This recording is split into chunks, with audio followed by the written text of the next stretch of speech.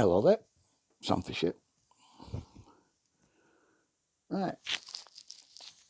First of all, I just want to thank all of you on YouTube that watched my pissy poo sack video. That was a nice surprise, getting over 2,000 views of that. Probably one of my most watched videos. Well, second most watched. It's probably hate watched as well. So, yeah, thank you all for watching that. Means a lot. Got some fantastic feedback, lots and lots of comments. Some telling me what an idiot I am. Quite a lot telling me how much I'm not of an idiot I am. They're quite nice. I'm not saying you should vote Reform. Give Reform a chance. Nigel Farage for PM and blah, blah, blah.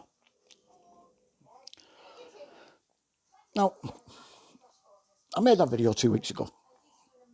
And this was before Nigel Farage took over the Reform Party a couple of days ago. A few days ago now.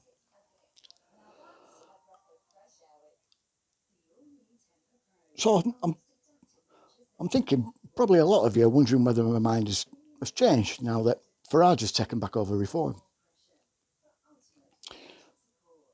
Am I going to vote Reform now because of that?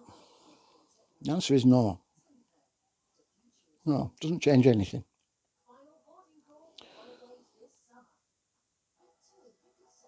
I'm going to tell you why. Don't get me wrong, right? I like Nigel. Nice bloke. Good bloke. Seems like it. He's one of those guys that, you know, you could go for a couple of pints with, have a really good night, really good laugh with. Yeah, down the pub. That doesn't mean I trust him. And not in a trusting to run the country sense, right? In any other circumstance, he'd probably do an all right job. He can't do any worse than what they're doing at the moment. Any of these guys and what Labour are probably going to do when they get in. But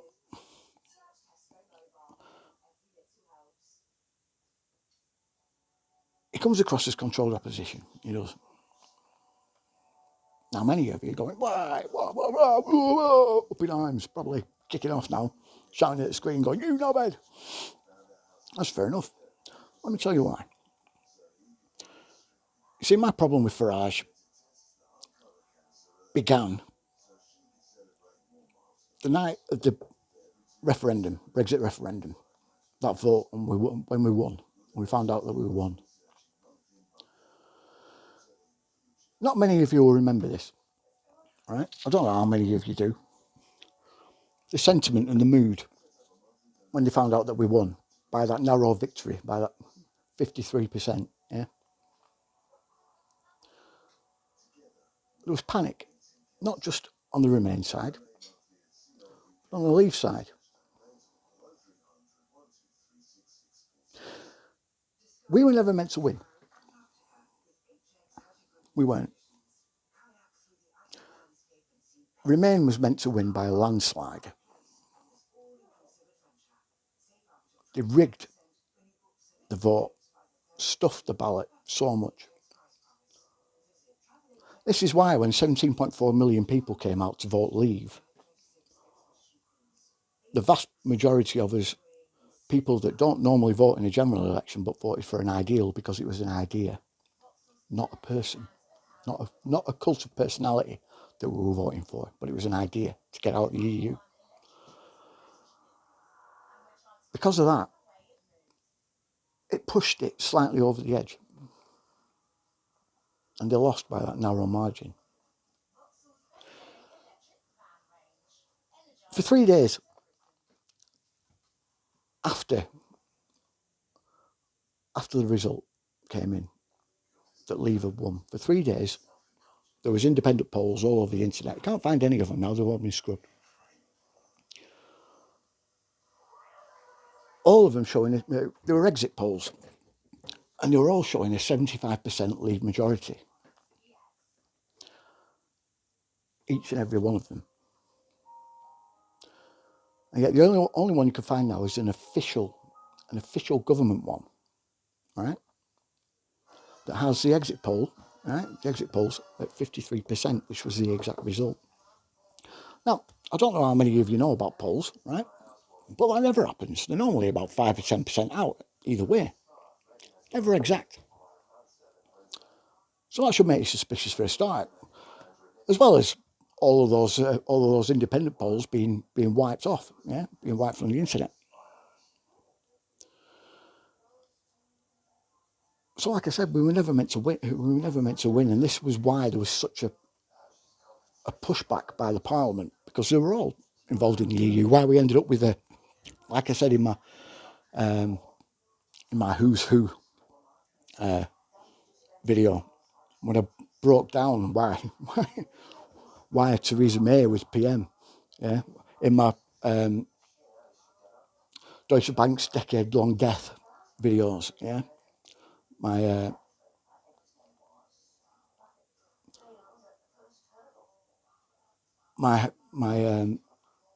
man behind the PM's videos, yeah, all of them, where I explained in great detail how all this played out.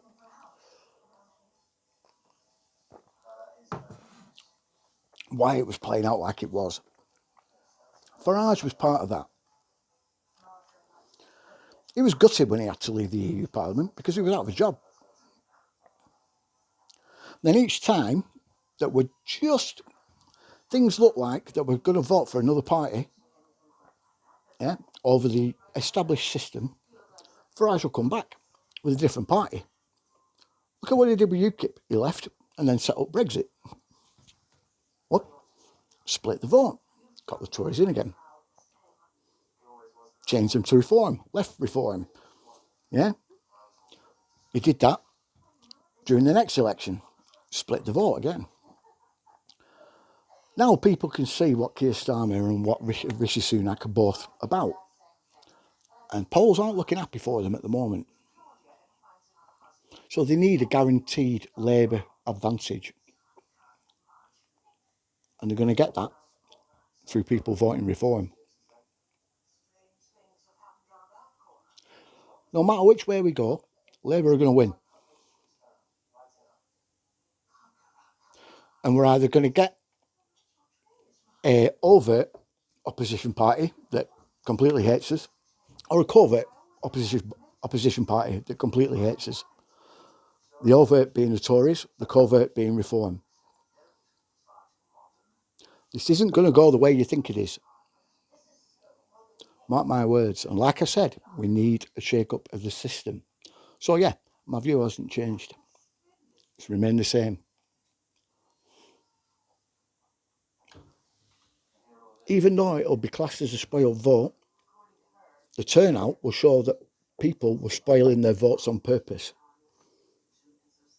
And that will cause people to ask questions.